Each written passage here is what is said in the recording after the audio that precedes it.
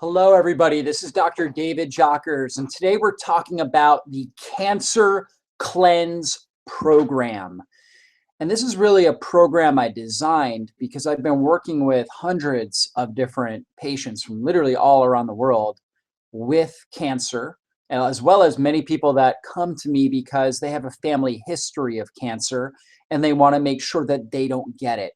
And so if you're out there and you have a family history, somewhere in your family that there's cancer, that increases your risk of developing cancer. In our society today, 1 out of 2 people in westernized countries will develop cancer. 1 out of 2. So chances are high that you're going to get it. But the good news is this, is that there's things you can start doing today in order to prevent cancer. And if you are dealing with cancer, there's things, action steps that I'm going to go over in this presentation that you can do to help your body heal naturally.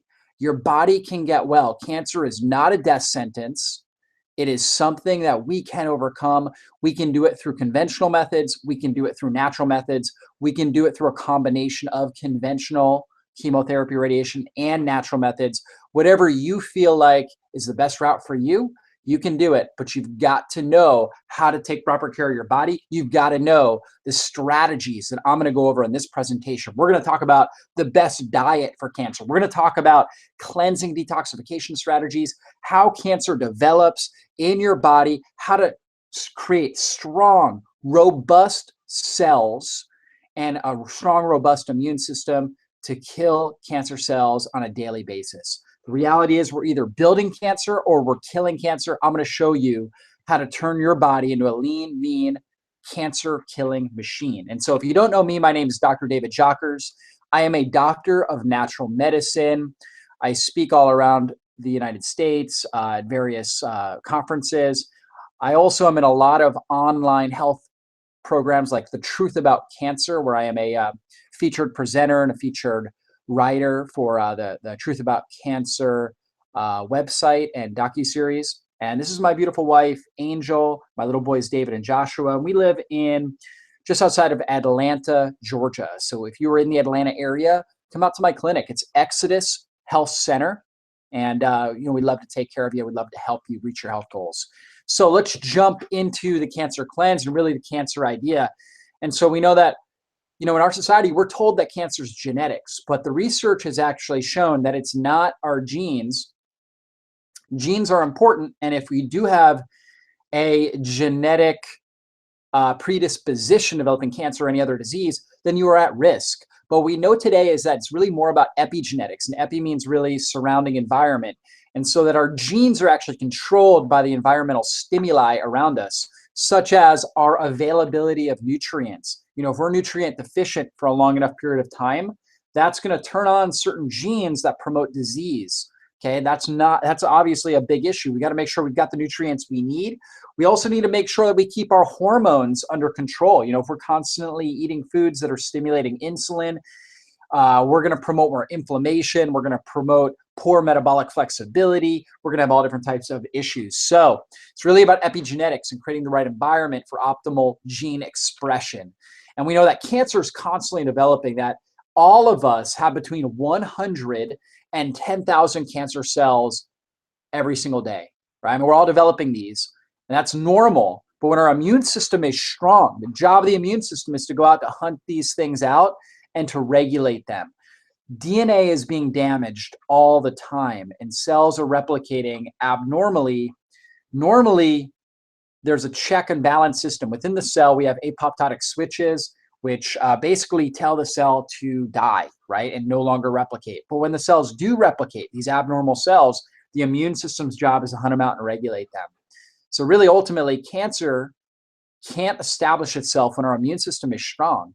And so we look at this, we know that just general metabolism, when we eat food, when we're moving our body, things like that, we're creating metabolic waste. That metabolic waste will damage cellular organelles, okay? Now, normally our body should have what we call endogenous antioxidants, or antioxidants produced within our body, and particularly in this case within our cells, that help to repair that damage. But here, if you look at the top right, a healthy cell is when the rate of DNA damage is equal to the rate of repair, right? So our reparation, that should say of, but our ability to repair is equal to or greater than the amount of damage, okay? Whereas a disease cell is when the rate of DNA damage is greater than the rate of repair. So you see that up to 500,000 DNA modification events per cell every day. I mean, this is just constantly going on. So if we're going to age successfully, we're going to prevent disease, we've got to protect the DNA. We got to protect the mitochondria. We got to protect our body from developing chronic disease. Okay, undetectable cancer. So as it starts, active cells, this is key to remember. Active cancer cells double every single 90-day period. Okay, so at 90 days, so we have one abnormal cell, it doubles. Now we have two. Okay, so every 90 days, remember, it's doubling. So after a year, you have 4 doubles, right? Every quarter. So now you're at 16 cells. Okay, after 2 years, 16 cells doubling 4 times. Now you've got 256 cells. After 3 years, you have 4,896 cells. 4 years, 65,536. This is kind of the compounding interest model here. 5 years, you've got over 1 million cells. 6 years, over 16 million cells. 7 years, over 268 million cells. 8 years, now you're 4 plus billion cells, 32 times that it's been doubled. See, cancer cells are normally detectable by mammogram at that stage, about 8 years, 8 to 15 years. So at 40 doublings, which is approximately 10 years, cancer is considered by the medical model to be lethal. So what does that mean? That means that there's so much momentum and so much abnormal cell development that it's really hard to help that person heal. So ultimately, we've got to remember is our system is really not diagnosing it till it's 8 years in development on average. Okay, so what does that tell us? That tells us that the cancer has been growing in our body. So if you were diagnosed, let's say, with breast cancer today, a lot of times people think, well, how did this happen? Well, you know what? It happened probably 8 years ago, maybe 10, maybe 15 years ago. Okay, it's been going on for a long period of time. I mean, my grandfather, he had a metastatic melanoma. So it was a skin cancer that spread throughout his body into his bones. And the oncologist that worked with him said for the cancer to have spread the way it did, he said that the cancer, that it had to have developed for at least 20 years. Like the original stem cells had to have been developing. They had to have started at least 20 years ago. And my grandfather was in the Korean War and he was stationed in Hawaii. He had a shirt off and got severely sunburnt when he was out there at 20 years old. So this is actually 50 years earlier.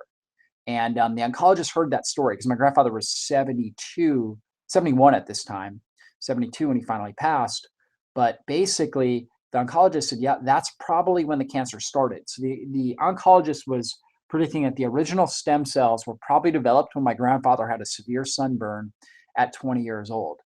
Okay, so 50 years in development. And he had the VA, right? So he went in every year, had all his blood work done, all the tests. Nobody ever picked up the cancer growing, right? And they just said everything was fine, but obviously had been growing in his body, right? Had been developing. And so this is why we've got to take this seriously now, right? Before we get the diagnosis. It's so important. So one thing that we use to actually test rather than things like mammograms is actually thermography. And the reason why we test with thermography is thermography actually has the ability to pick this up more along the lines of 4 to 5 years, like way in advance. The reason why is that thermography is actually looking for areas of elevated metabolism that will show up as red. Okay, and that could be a sign of inflammation, but it could also be a sign of rapid cell development, rapid cell growth, and replication. And so basically, when you see something like the breast, for example, that's fatty tissue. That should have very low metabolic rate, and that's demonstrated by the blue color that you see. When the metabolic rate increases a lot, okay, that is a warning of a fibrocystic breast, which is basically an inflamed breast. It's damaging the tissue and creating fibrous scar tissue, and that's a risk factor for developing cancer. So the reality is when we start to see changes like that, we're thinking, okay, this is fibrocystic changes. That's early stage. I mean, could obviously be late stage, but it's certainly some level of progression of tumor development. So this is why this test is so good. And we do it at our clinic. And there are clinics all around the country of the United States. And I know in Canada, as well as many different European countries, Australia, I mean, it's all over the place now. So if you look up thermography in your area, I'm sure you can find a place that, that will do this for you. And so really the cause of cancer, when we look at the markers of different cells, we know that healthy cells are aerobic. So they can use aerobic metabolism and they use oxygen for fuel, whereas cancer cells don't use oxygen for fuel. They produce their energy without the use of oxygen, something called glycolysis. Basically, they use sugar for fuel. And what happens when you burn sugar is you produce lactic acid. It's kind of like when we exercise at a high intensity, we can't get enough oxygen in to produce the amount of energy we need when we're exercising at a high intensity. So our body turns to burning off sugar, called, or its compound called glucose, and creating this lactic acid, which over time will cause, burning in our muscle tissue that we're working. And so that's normal, and that creates that acidity. Now, typically when we're exercising, our body will buffer that, it'll pull the lactic acid, pull it back to the liver, something called the Cori cycle, and convert it into pyruvic acid, which can then be, or pyruvate, which can then be used in the Krebs cycle for energy production. But cancer cells just continue to produce this acid, okay? They're not able to convert it to pyruvate. So they just continue to produce acid, which makes that individual's bloodstream more acidic. They lose more minerals out of their system. And ultimately, it just promotes inflammation in their body. And so you can see a healthy cell here. It has good hormone sensitivity. It's got good cellular fluid dynamics and electrolyte dynamics. And so nutrients are able to get in successfully. And then they're able to produce the cellular energy. And then the waste products are able to be removed from the cell effectively, putting less stress on the DNA and the mitochondria and all the other systems within the cell. Whereas an unhealthy cell has very hard, rigid, fibrous, scar tissued outer membrane, which means that it's going to be very hard for the hormones and the enzymes to interact with it. So less nutrients get in. And then now we get less energy production within the cell. And now we're not able to get as much of the waste out, which is going to alter and damage the DNA. We're going to get a production of more reactive oxygen species, ROS, otherwise called free radicals, that damage the DNA, damage the mitochondria. And these are abnormal cells that obviously are going to cause significant issues in our body. And when these start to replicate, and we get a lot of these, then we're in big trouble. So we want to produce as much of these healthy cells as possible. But what's coming up against us? Well, one thing is toxicity. We have 80,000 chemicals for use in the United States. We know the EPA approves 1,700 new chemicals every single year with very little screening. Most people in westernized countries have over 500 chemicals stored in our body. Most of those chemicals are carcinogenic. And every time we urinate, we're urinating out at least 7 different pesticides. And that's just pesticides. So, a lot of times my clients will say stuff like, because I'll have them drink a ton of water, which is one way to remove these chemicals. And they'll say, I just have to go pee all the time. And I say, you know what? Say, that's good. You've got to pee your way to good health. You got to get these chemicals out of your body. I mean, look at what's in our food. The FDA has approved approximately 3,000 food additives, preservatives, and colorings. The average person is ingesting 150 pounds of additives every single year. Crazy. Pesticides. We talked about 7 different pesticides in our urine. There's more than 1,600 different pesticides that are out there in production. 3 million tons of pesticides. They're all over the place. And so they're linked with cancer. I mean, this is a study. This is the Seralini study that was published in Food and Chemical Toxicology in 2012. And they gave these rats GMO corn. Okay. And most studies doing GMOs are done for short-term periods of time, like 6 weeks to 3 months. This study right here went a little bit longer, and what it showed was massive tumors that are developing in these rats. So this glyphosate is this Roundup Ready, right? Is the pesticide is really, really toxic and damaging to our body, damaging to our DNA, causes massive tumors like this. So we want to stay away from that. And these in general are the toxic top 10. We definitely want to get good water filtration. Tap water has chlorine, fluoride, disinfectant byproducts, all kinds of toxins. I definitely don't recommend using a microwave The heat method of a microwave actually damages the nutrient value and creates more free radicals and reactive oxygen species in the food. You want to stay away from Teflon, nonstick cookware, very toxic stuff.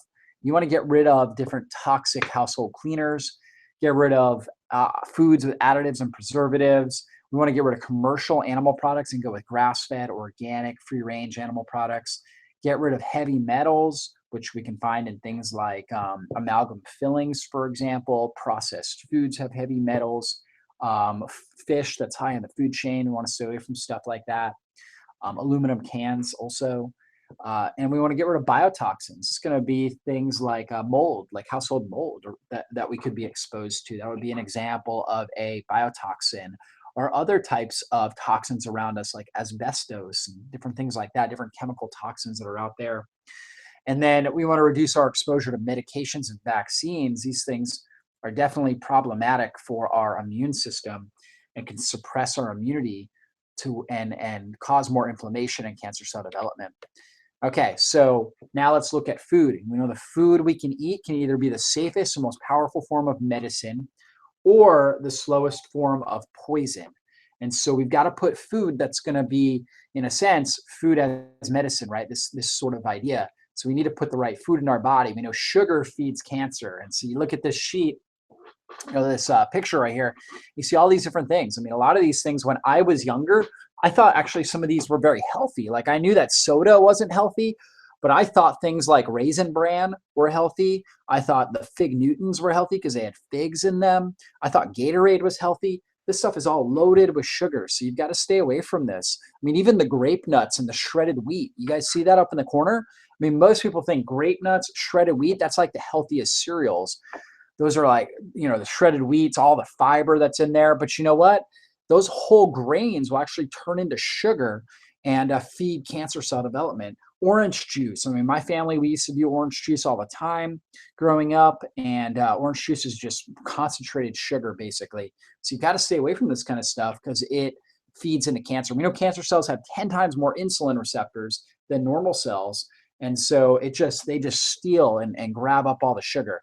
Now, in the hospital, when people are doing chemotherapy, the number one go-to thing that the dietitians and nutritionists will put people on is this Ensure, okay, which is basically a meal replacement / multivitamin that they're trying to boost up their calories. So they put them on Ensure shakes, okay, and we look at this, and you just look at the sugar content in there. I mean, 13 grams of sugar in half a cup of this, and on top of that, you've got zero fiber, and you've got basically another 21 grams of complex carbohydrate that will break down over time into sugar to increase sugar. We look at the ingredients. The very first ingredient is corn syrup, which is basically sugar, corn maltodextrin, which is sugar. We have sugar itself. We have corn oil, which is typically genetically modified. I mean, corn products are going to be genetically modified, so they're loaded with pesticides. We've got artificial flavorings. We've got soy protein, which is genetically modified. Corn and soy are the top two genetically modified foods. And so we've got tons of pesticide right there. We've got tons of chemicals. Even the nutrients that they put in, they're all synthetic. They're not even bioavailable. So you're not even picking up much of the vitamin A, vitamin D, the B12. And this is just a massive toxin, massive chemical onslaught on your body. So this is what they give in hospitals. This is terrible nutrition. I mean, it says #1 doctor approved brand. You know what? These are doctors that do not know anything about nutrition. Because if you just look at that, you'd realize there's no way I would take it, I would ever give this to my child, and certainly wouldn't give it to somebody with cancer. That's for sure. And so oxygen is the key here. The cause of cancer is no longer a mystery. This is Otto Warburg. He won a Nobel Prize. And in 1924, he found out that the cause of cancer is no longer a mystery. We know it occurs when the cell is denied 60% of its oxygen requirements. When the cell goes from aerobic respiration into anaerobic respiration, utilizing sugar as its primary fuel source, even at rest, that's when we have problems here. That's when we have problems. So we need good oxygenation. We need to breathe deep. There's also foods that are going to help with oxygenation. But what happens when we are producing these when we're using sugar as our primary energy source, when we're producing all this acid, is our pH levels are going to go down. The excess acid is going to be stored, is obviously going to damage our cells. It's also going to be stored in major regions, okay, such as like the solar plexus region, which is where the prostate and colon are, as well as the uterus and ovaries, common areas where we develop cancer.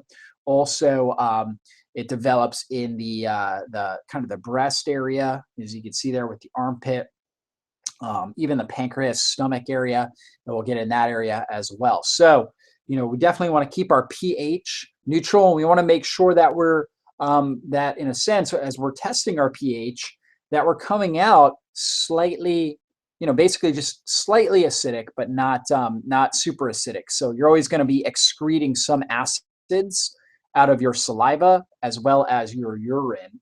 Okay, but you want to be in that 6.75 to 7.0 range with these, typically a little bit more acidic usually with your urine than your saliva. And you can get these strips, they're very inexpensive, and you can be testing yourself on a regular basis to see where you're at. And so you can test urine on a regular basis. It's always good to test, like keep it the same. So you wouldn't want to compare urine samples to saliva, right? You just pick one or the other, urine and saliva. Okay, and that's what you're using on a regular basis. And here are 5 key ways to keep your body in a slightly alkaline state. Number 1 is drinking lots of water. Okay, lots and lots of water, slightly alkaline. So how do you make your water slightly alkaline? So I'm not recommending like majorly alkaline. I'm recommending slightly alkaline. You squeeze some fresh lemon or lime in there, and the acids in there, believe it or not, have an alkalizing effect on the body. Why is that? Because they have vitamin C, potassium, and bioflavonoids, which all help with capillary permeability, getting more oxygen into the cell. So getting more oxygen into the cell is going to reduce the dependence on glycolysis, sugar metabolism, which will then create a positive effect on keeping that metabolic waste product, the acidic waste, out of the system. So it's acidic going in. Citric acid is acidic, but the citrate compound, the vitamin C, the bioflavonoids that are in there, the potassium, the magnesium, those all have a alkaline buffering effect once it gets in the body and the body's able to utilize them. Keeping stress down. Stress is the number 1 cause. Stress and sugar, the top 2 causes of basically creating an acidic bloodstream. So when you're under more stress, your body goes into more of a glycolysis, breaking down sugar production. So we've got to keep stress under control. Doing things like deep breathing can be extremely effective. And that goes into sitting up and standing up straight and keeping good posture.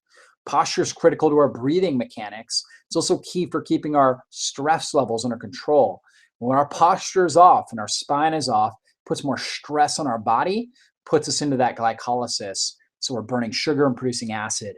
We also our diet should be alkaline. So we want to make sure we're doing lots of things like avocados there, which are very alkalizing, lots of greens, which are very alkalizing on the body. We talked about lemons and limes. Herbs have a very alkalizing effect on the body.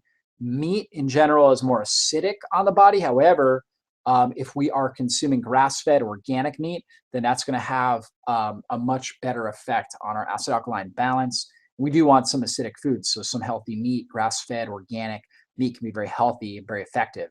Exercising regularly. Exercising helps us use oxygen more effectively, and it helps our cells become better at aerobic respiration. So therefore, exercising, getting out and moving is so critical for keeping our body in a slightly alkaline state. We want to take care of our spine and nerve system. Okay, we talked about the posture. Well, you know what? The nervous system is what controls everything in the body. You can see that neurological rhythm that's flowing through there. I mean, literally 3 trillion bits of information that's being processed every second of every day by every cell of the body. Unfathomable. I mean, we are truly fearfully and wonderfully made.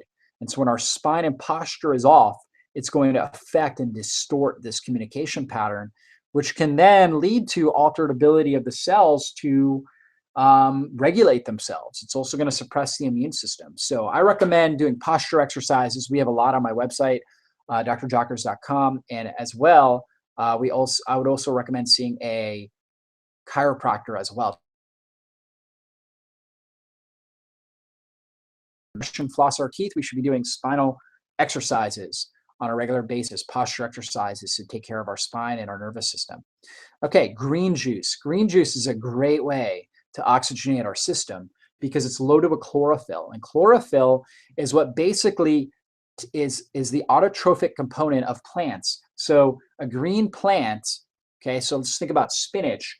It just needs water and nutrients from the dirt, okay? And then it takes on the sun's energy. It needs sun exposure, takes on the sun's energy, and this green compound called chlorophyll is able to take the sun energy along with water and produce ATP, or adenosine triphosphate, which is the cellular energy, okay, for the plant, and keep the plant alive and healthy and well and adapting to stress. And so when we consume chlorophyll, it helps our body.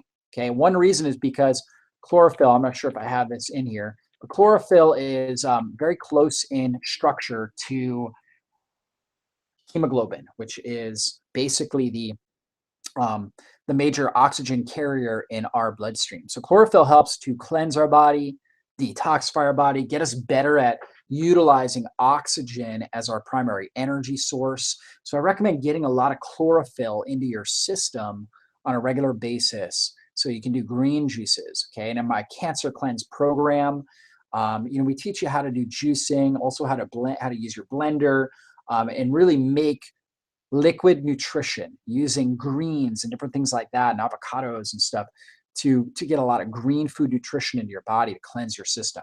And people will ask me, what's better, a juice, a green juice, or a smoothie?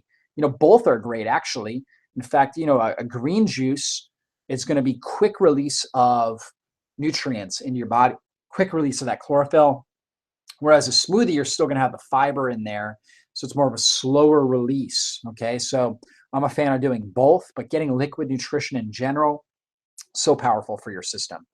And here's a recipe right here, liver cleanse juice. You take 2 cucumbers, 5 stalks of celery. Cucumbers and celery, so rich in minerals and silica and different compounds are going to help with oxygenation of the body. 3 dandelion greens. Dandelion is a bitter herb, okay? Same thing. It's in the same family as things like parsley, cilantro, milk thistle, stuff like that. We say bitter is good for the liver, okay? So getting those bitter herbs, dandelion greens, parsley, so good for liver, kidney detoxification. You put 1 lemon in there or a lime or something like that. So good for the body. We know dandelion greens, parsley, really good for healthy bile flow. And that's critical for removing toxins and improving liver function. So that's the liver cleanse juice. I also recommend making different smoothies and shakes. And for my cancer patients or people that want to really support their immune system, this gut healing protein works great. This gut healing protein is a pea-based protein, relatively low in methionine. We don't want a high amount of methionine for cancer patients, but it's very rich in, there's a ton of different active nutrients that are put in there. Ginger root, ellagic acid, which is a powerful cancer stem cell killer, MSM, which is powerful for downregulating inflammation, turmeric in its activated form called curcumin, which is a powerful cancer stem cell killer, zinc, which is so important for the immune system. You've got inulin and flaxseed to help with sweeping toxins out of the gut. You've got watercress in there, which is powerful for phase 2 liver detox. You got bioflavonoids, again, really, really powerful for phase 1 and 2 liver detox. You've got glutathione boosting agents. You've got choline, which is great for for the outer cells, right? I showed you the picture of the healthy cell and the abnormal, unhealthy cell. Choline is critical for healthy cells, critical for memory. L-glutamine, critical for the immune system in the gut. You got green tea extract, which is a powerful cancer stem cell killer. Quercetin, powerful stem cell killer. Selenium, one of the most important nutrients for the immune system, selenium and zinc. So whenever I have cancer patients, I always get them on selenium and zinc because that's going to be so critical for their immune system. Methylated B12, and really just methylated B vitamins in general to help with liver detoxification. You can use this in a ton of different recipes. And so it's really good, gut healing protein. And then here are the basic nutritional principles to live by. Number 1, get rid of sugars and grains, add in more good fats, get rid of the bad fats. So good fats are things like avocados, which we've already talked about. Olives and olive oil are great. Grass-fed butter, so butter from grass-fed cows. Coconut products in general are great. MCT, or we have one called XCT oil that we use, and so that's awesome. And we want to change the meat that we eat. We want to get rid of grain-fed, pasture. We want to get rid of all the grain-fed meat, pasteurized dairy. Instead, we want to be sticking with grass-fed, organic, wild-caught fish, grass-fed organic beef and bison and lamb. And if we do dairy, we just want to do grass-fed, okay? And with my cancer patients, I only have them do grass-fed butter. I have them stay off of other dairy because dairy protein can stimulate IGF-1 and stimulate cancer growth. So we stay off of those. Okay, so there's a specific diet that I use that helps destroy cancer. Now, with this diet, we are looking at lots of good fats. It's called ketogenic diet, okay? And what does this look like? We've been talking about how our body breaks down glucose for energy when we don't have oxygen. And most people are actually sugar burners, okay? Because they're eating a high carbohydrate diet. So they're teaching their body to use glucose as their primary energy source because they're eating breads and grains and all different sources of sugar. And so what happens? Now the pancreas secretes insulin. Insulin is this hormone that takes sugar out of the bloodstream, puts it into the cells, okay, to produce energy. So when insulin's elevated, our primary energy source is sugar. The difference here is the ketogenic diet, we consume a lot less sugar, so insulin levels go down. So now the body says, well, sugar's down, insulin's down, I need something else to burn. So it starts to break down stored triglycerides from our fat cells, okay, or fat that we're consuming in our diet. And that, it breaks them down in the liver and converts it from a fat-soluble compound to a water-soluble compound called a ketone. And now the ketones can pass through the cell membranes, through the blood-brain barrier, provide a fuel source for the brain as well as the different cells of the body. They go right into the mitochondria where they're used and broken down for energy. So this is a very clean fuel, produces a lot less metabolic waste than the sugar, also produces rampant amounts of energy compared to the sugar. So we really want to use these ketones as a primary energy source. And this is why this affects cancer development, because again, we know cancer cells need glucose to thrive. So instead of those cells using glucose, they absorb the ketones, and the cancer cells can't use those. That's not an energy source for them. So the healthy cells can use ketones, but cancer cells can't. So ultimately, the cancer cells don't get the energy production they need. They become weakened, and now the immune system gets stronger and it's able to start to kill off these cancer cells. So we slow down the growth of the cancer, we slow down the defense production of the cancer, and we allow the immune system, or the chemotherapy if you're using chemo, or whatever you're using, herbs and different supplements to help with the cancer. You're helping to break it down by weakening it over time. And that's really the key here. In a ketogenic diet, typically the breakdown of this is roughly 5 to 10% carbohydrates, okay? So you're really only gonna get carbohydrates from vegetables, you know, a tiny little bit from things like avocados and meats, and maybe a tiny bit of berries in there.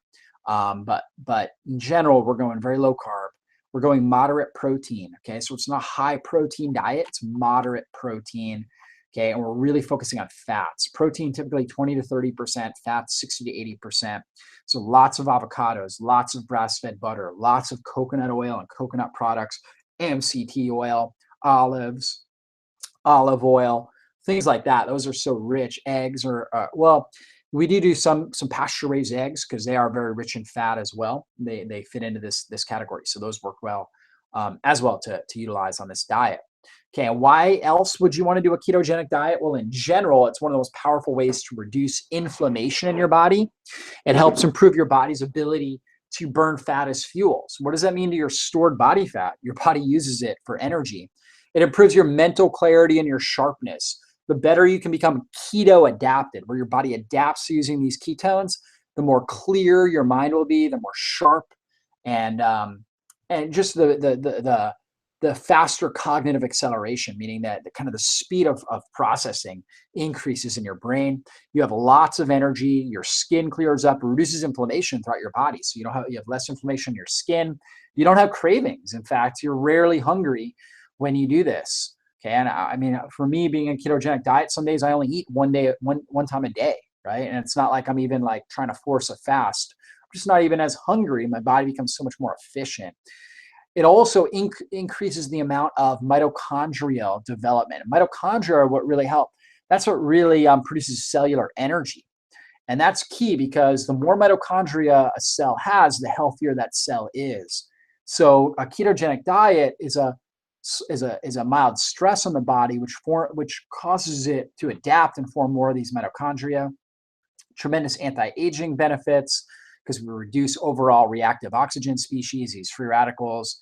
And of course, what happens over time? It reduces the risk of chronic disease in the body. So cancer, heart disease, Alzheimer's, dementia, Parkinson's, all different types of issues like that reduces the risk. And so on my Cancer Cleanse program, we have a specific meal plan broken down, kind of showing you when to do what, and that will help your body really get into ketosis and be a fat burner. We also have a ton of different ebooks in the Cancer Cleanse program, lots of videos. So each one of these is a module. We have the Navigating the Ketogenic Diet module. We have a Cancer Cleanse meal plan, recipe plan. We have a cancer fighting superfoods where I go into detail on the best foods for fighting cancer, advanced healing and cleansing strategies. And ultimately the goal, we have a whole video series with this. And the goal really is to help you develop the mindset of an overcomer. I feel like that's, really where it starts when it comes to preventing or healing cancers. You got to develop this mindset of an overcomer. It helps you balance out your blood sugar, reduce your insulin, and help your body get into ketosis. We focus on teaching you how to superhydrate your body, get the toxins out, how to oxygenate your cells so they can produce these mitochondria more effectively and reduce the acid and promote more of an alkaline environment. We help you cleanse out chemical toxins, provide the kinds of foods that your body needs to have full nutrient sufficiency, how to turn on key genetic detoxification pathways so you can get well and improve your energy and mental clarity. There's so many people have amazing results following through with this Cancer Cleanse program. We've seen a lot of people heal cancer and just phenomenal results on a regular basis. Really, this sort of a cleanse focuses on cleansing and healing the cells, the bloodstream, the gut, the liver, and the kidneys. And that's really the key is you've got to go after each one of these systems. That's what we go through in this program. And normally this program on my website on drdoctors.com is $97, a one-time cost. You have lifetime access to the program, the entire program. Today, what we're going to do is give you a $30 off coupon. It's Cleanse 30. So you can sign up today and get $30 off. And so who is this program really for? It's for anybody that has a family history of cancer or maybe has cancer themselves or really just is committed to making sure they never get cancer again. This is going to help jumpstart your life, help you cleanse and detoxify, and really give you strategies to apply for the rest of your life to help you heal, to help you function better, and to help you thrive in life. At drdoctors.com, our mission is to help inspire and empower as many people as possible to reach their full potential in life and health, because we want you to live strong and be strong. And so if you resonated with this presentation today and you felt like, hey, I need a jump start, I need a program that's going to help me to heal naturally, to prevent cancer, then take action and take the $30 coupon and go ahead and purchase this program. It's just right at our website under the programs header, Cancer Cleanse program. So hope you guys enjoyed the training today, and we will see you back at a future training. But before we're finished, I'm going to finish with this quote right here. God has placed tremendous self-healing mechanisms in your body. Therefore, it's not the physician, the surgeon, the prescription drug, or even the nutrient that cures. They act only in support or detriment to the body's God-given ability to heal itself. You can heal. You can heal. Starts with that belief, and then it's backed up by action steps that are in harmony with your body's best and highest good. And so take action today. Live strong, be strong. Bless you guys. Bye-bye.